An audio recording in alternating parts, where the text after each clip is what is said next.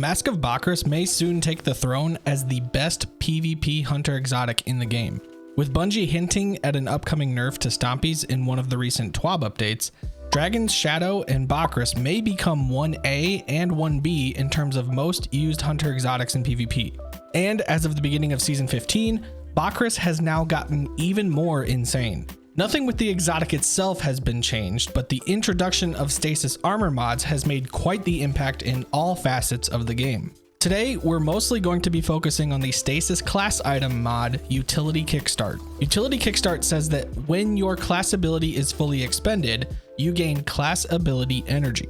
One armor mod equipped will give you about 15% of your dodge ability back, while 2 mods will give you about 25% of your ability back. However, with Bakris, we all know that each time you use your dodge, there's a debuff that occurs called Light Shift. Light Shift is a 10-second debuff, which makes it so your dodge ability will not recharge during that time period.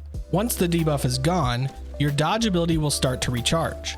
So, when we have double Utility Kickstart mods on our Stasis class item, we actually don't see the benefit until after the Light Shift debuff is gone. Once the debuff is gone, you will see the benefits from Utility Kickstart appear. And for those of you who have been around for a while, you know I like charts. So I went ahead and placed all the normal cooldown times for all the mobility tiers into a chart. Those are represented by the blue line with circles. I then went and timed all of the class ability cooldowns for each tier with Mask of Bakris equipped. Luckily, all I had to do was add 10 seconds to what the normal cooldown time was. Those cooldowns are represented by the red line with triangles. And finally, it took a bit of calculating, but I then placed the class ability cooldown time when you have Mask of Bakris equipped, plus the double Utility Kickstart mods. And those cooldown times are represented by the yellow line with squares.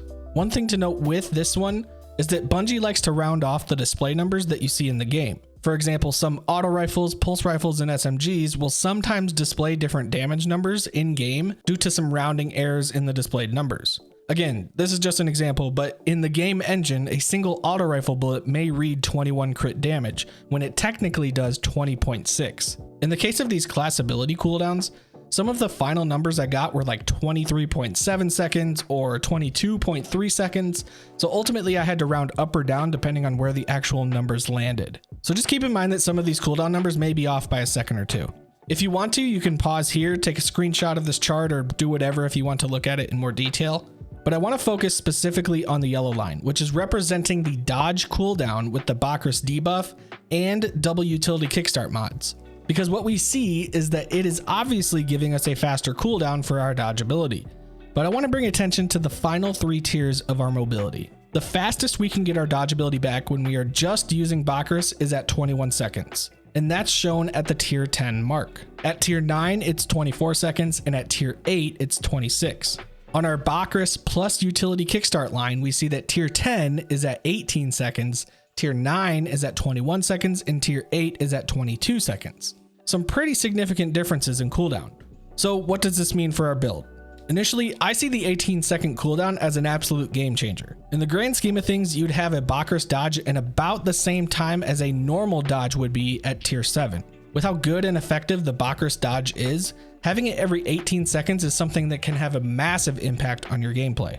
The second thing I'm looking at though is the similarities between some of these tiers. If you look a bit closer, you'll notice that while yes, tier 10 mobility with Bakris and utility mods has an 18-second cooldown, you can also see that at tier 9 and 8, we have a 21-second cooldown and a 22-second cooldown. How I'm seeing this is that we can effectively get the cooldown time of tier 10 mobility with just the Bakris debuff, while only needing to get tier 8 mobility if we use the double Utility Kickstart mods. At tier 10 mobility with only the Bakris debuff, we have a cooldown of 21 seconds. Whereas at tier 8 mobility with the Bakris debuff and the Utility Kickstart mods, we get a cooldown of roughly 22 seconds. That's 2 full tiers that we don't need to spec into mobility, which we can then place in other parts of our build. Maybe it's a couple resilience tiers or capping out that recovery stat or even adding to your intellect stat. Running tier 8 mobility with the double kickstart mods can really open the door for some better builds for your hunter.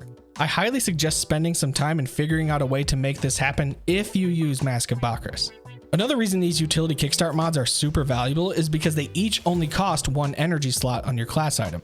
So not only can you easily run 2 of them, but you can also run a full stat mod as well as a charged with light mod like high energy fire. This is something that's usually pretty hard to do because higher energy fire costs 4 energy slots. And having that plus radiant light plus powerful friends plus any other weapon and stat mods you want to use, it can really add up. By being able to put it on your class item, you're opening up the door for you to use more important mods on other pieces of your armor. You're getting extremely high value for these Kickstart mods. Take advantage of them. With that being said, let's talk about how you can distribute your stats efficiently given what we know about the Utility Kickstart mods. Alright, so we should obviously start by talking about the optimal mobility tier since it's directly related to our class ability cooldown. In the grand scheme of everything, try to get your mobility as high as you possibly can on your hunter, especially when you're using Mask of Bakris. I think that's pretty safe to say. However, if cutting off a few seconds from your class ability cooldown isn't something you're super worried about, I highly suggest running tier 8 mobility while running those double utility kickstart mods on your Stasis class item. The reason I'm saying tier 8 is because by looking at the chart, we can obviously see that tier 8 mobility plus the double utility kickstart has a cooldown of about 22 seconds. Again, this is while wearing Mask of Bakris. We also see that running tier 10 mobility with no utility mods will get a cooldown of 21 seconds. With the utility mods equipped, you're actually getting about the equivalent of 2 tiers of mobility added to your cooldown. So if you're willing and able to put a couple extra tiers into another part of your build, I'd suggest running tier 8 mobility with the double kickstart mods. Having high recovery is always important, no matter what class you play as, but I think it's especially important on Bakris hunters. The whole purpose and function of the Mask of Bakris is to enhance your dodgeability and help you get out of problematic situations. Oftentimes, people who use Bakris can expose themselves a little bit more because they have such an effective maneuver that can get them into a safer location if they need to. Hunters who are using the regular dodge mechanic aren't able to leave themselves in vulnerable situations as much because the regular mechanic just doesn't cover as much ground to get you back into cover.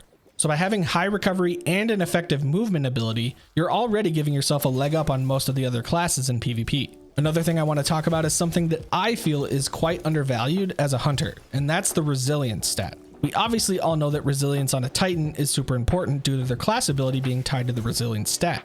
But some of us also know that resilience can also be tied to how many bullets it takes certain guns to kill you. For example, a few months ago, 120 hand cannons could kill a guardian with 1 headshot and 2 body shots if you had below 5 or 6 tiers of resilience.